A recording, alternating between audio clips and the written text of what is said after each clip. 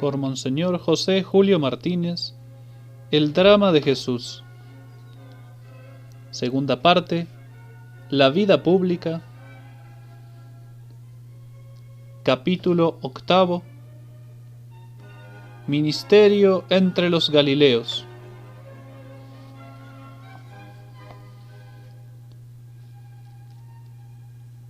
En Galilea, Jesús pasa los días más hermosos de sus 3 años de predicación evangélica.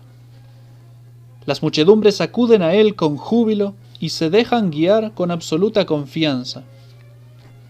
Estas gentes, sanas, robustas y fogosas, se apiñan para beber las palabras del Maestro como las flores beben el rocío de la mañana. Además, la influencia política de los saduceos y fariseos no es tan intensa como lo era en Jerusalén, donde el Gran Consejo ejerce una vigilancia continua sobre todas las sinagogas y sobre la vida religiosa del pueblo. Jesús tiene más libertad para predicar.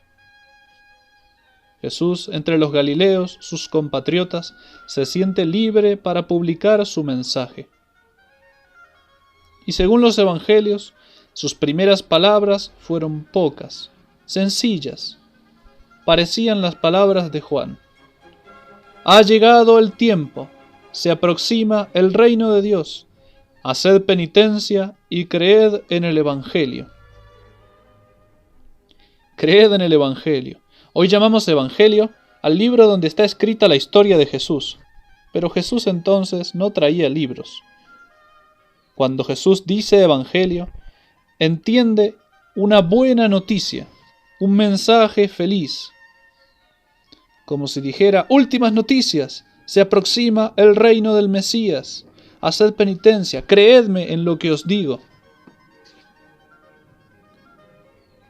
Jesús es el mensajero venido de Dios para anunciar a los hombres que los ciegos verán, los enfermos serán curados, los muertos resucitarán, los pobres serán consolados, los pecadores serán perdonados, los hombres carnales serán convertidos en espirituales, los hijos de Adán en hijos de Dios.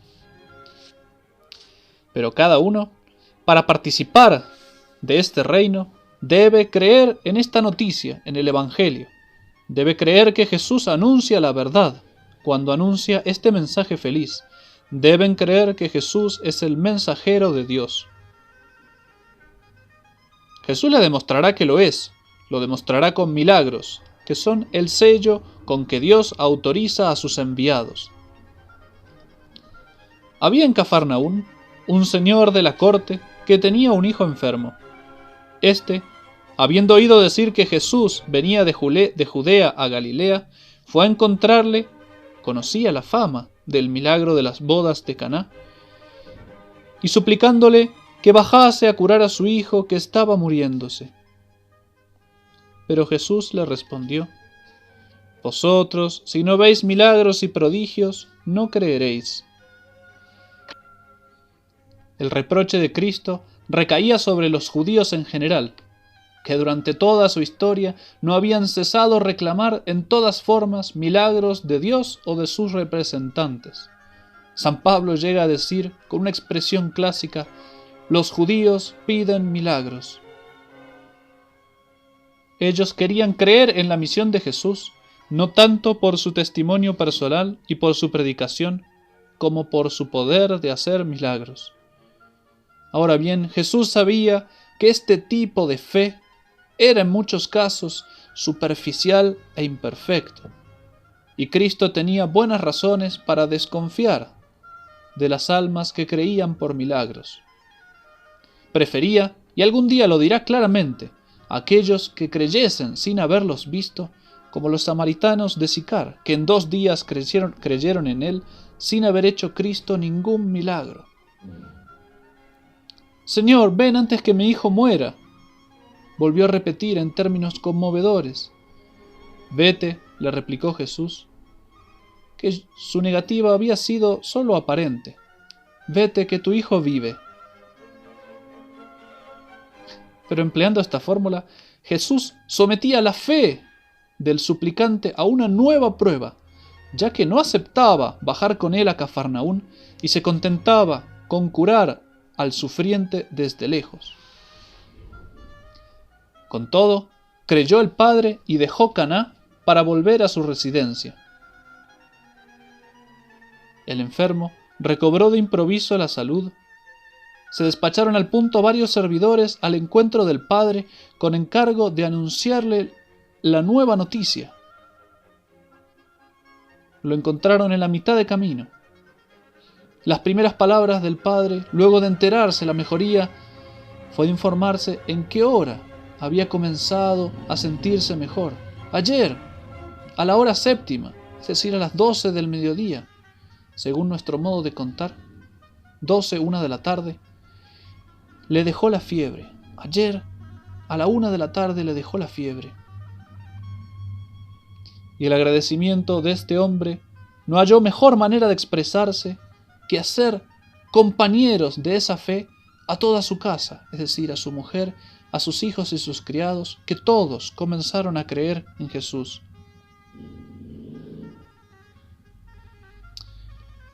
Estos hombres viven en Cafarnaún, ciudad rica y pecadora, a las orillas del mar de Tiberíades.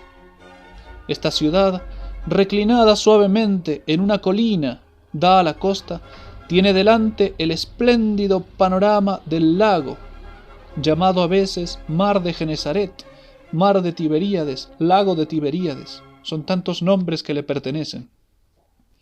Y esta ciudad, Cafarnaún, tan bendecida por Dios, por ambos lados tiene jardines y elegantes quintas de recreo. Nazaret, oculta entre las montañas, privada de medios fáciles de comunicación, había sido un lugar adecuado para una vida de retiro. Pero otra cosa se requería ahora que el Cristo había inaugurado ya su ministerio. Por eso resolvió, desde el principio de su jornada de predicación en Galilea, instalarse en un lugar más adecuado para las nuevas condiciones de su vida. Por eso escogió la ciudad de Cafarnaún. Dotada de situación inmejorable, abundante comercio y fácil comunicación con los pueblos de Galilea, la escoge Jesús como su casa habitual y como centro desde donde partirán todas sus excursiones apostólicas. Era la parte más poblada, la más rica y la más frecuentada de toda la Palestina. Desde este centro podía difundirse fácilmente hasta muy lejos la noticia de la predicación y de los milagros del Salvador, y Jesús mismo podría evangelizar en todas las direcciones. Allí volvía a Cafarnaún tras cada uno de sus viajes de evangelización. Cafarnaún será entonces su ciudad, así la llaman a veces los evangelistas, y es también la casa de un pescador, Simón Pedro. Allí habitará Cristo cada vez que esté en Cafarnaún, en la casa de Simón Pedro. De esta manera vino a cumplirse lo que había dicho el profeta Isaías: el país de Zabulón y el país de Neftalí, el camino que va al mar más allá del Jordán, la Galilea de los gentiles. Ese pueblo que yacía en las tinieblas ha visto una luz grande, y a los que habitaban en una región de sombras de muerte se les apareció una luz. Esta luz es la palabra de Jesús, era el mensaje feliz que él anunciaba. El amanecer de su vida pública seguía ascendiendo siempre. Dice San Lucas que la fama de él se divulgaba por toda la región, enseñaba en sus sinagogas y era aclamado por todos. Y sucedió un día que, hallándose Jesús junto al lago de Genesaret, las gentes se agolpaban alrededor de él, ansiosas de oír la palabra de Dios. En esto vio a la orilla del lago 2 barcas, cuyos pescadores habían bajado y estaban lavando las redes. Subió pues en una de ellas, la cual era justamente la barca de Simón, y le pidió que la separase un poco de la orilla, y sentándose dentro, predicaba desde la barca al numeroso concurso en ese improvisado anfiteatro. ¡Qué cuadro tan bello! La barca de un pescador le ofrece inocente y popular tribuna al Maestro Jesús. Tiene que subirse a ella y apartarse de la playa para que las turbas no le opriman. Con qué avidez lo seguían y escuchaban. Acabada la plática, entonces se dirige a Simón. Simón, guía mar adentro, conduce hacia el centro del mar y arroja vuestras redes para pescar. Le respondió Simón, triste: Maestro, toda la noche hemos estado fatigándonos, intentando pescar, y no hemos cogido nada. Mas confiado en tu palabra, echaré la red. Y habiéndolo hecho, recogieron tal cantidad de peces que la red se rompía, por lo que hicieron señas a los compañeros de la otra barca que viniesen y los ayudasen.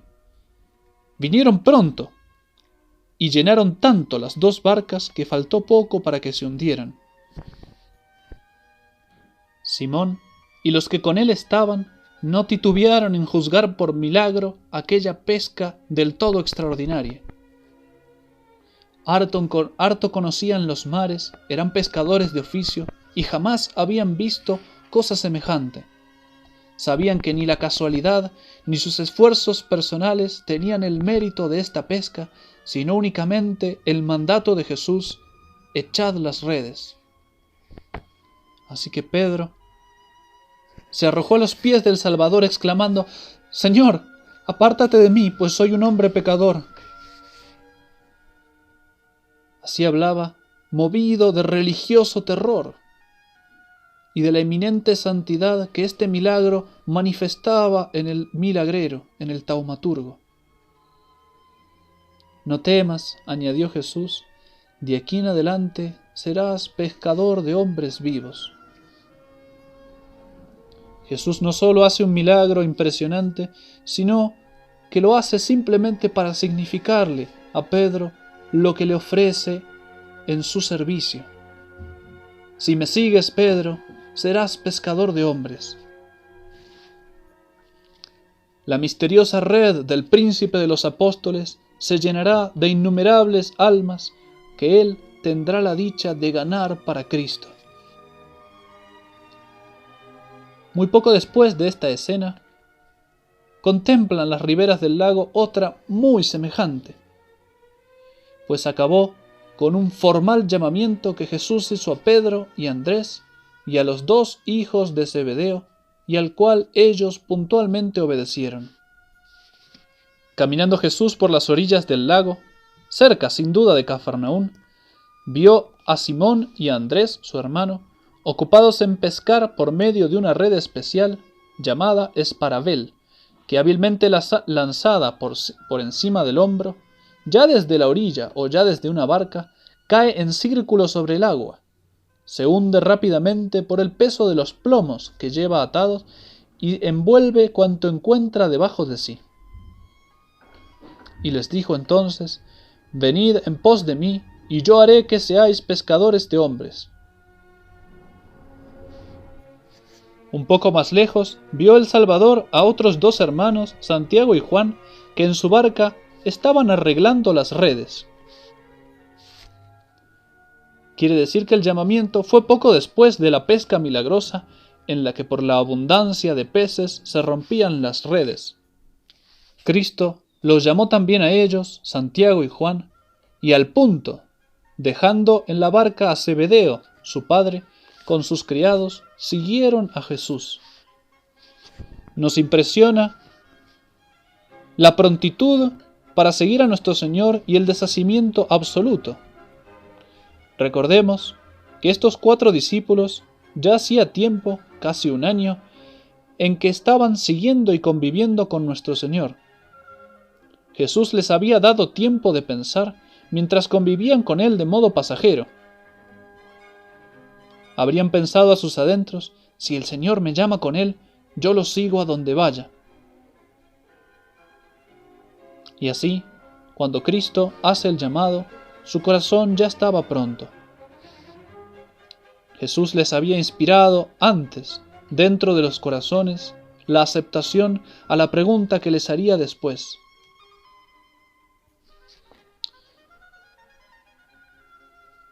Fijémonos que en la barca de Zebedeo había criados, quiere decir que tenía una posición acomodada. Es probable también que Simón y Andrés, sin ser ricos, tenían un buen bienestar, ya que según San Lucas eran socios de Zebedeo y de sus hijos, y juntos se repartían las ganancias de su pesca. En este momento Jesús los está llamando a que los sigan definitivamente.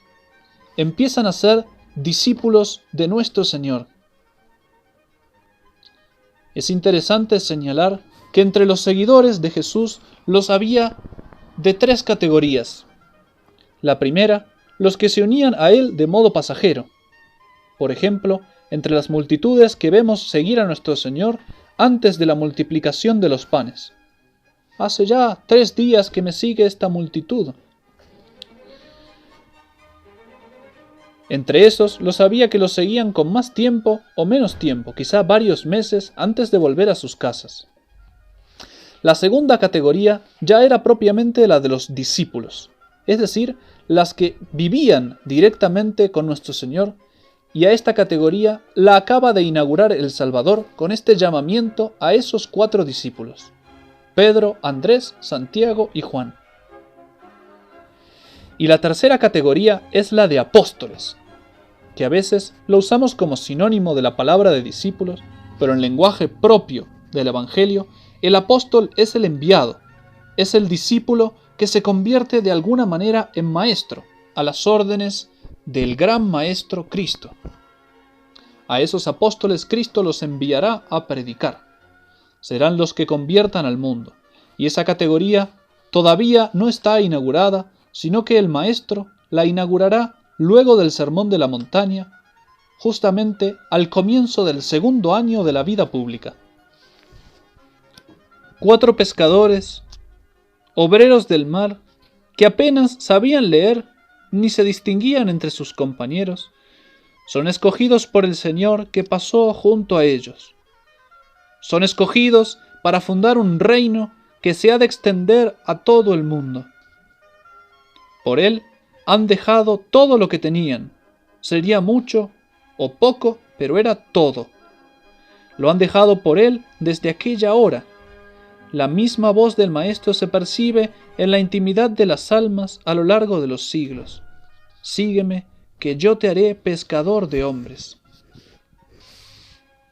El mundo no oye esta voz, pero todos los días ve al soldado que deja sus armas, al estudiante que deja sus libros, al ingeniero que deja sus proyectos, al obrero que deja sus talleres, al hijo que deja a sus padres para seguir al que le ha llamado secretamente.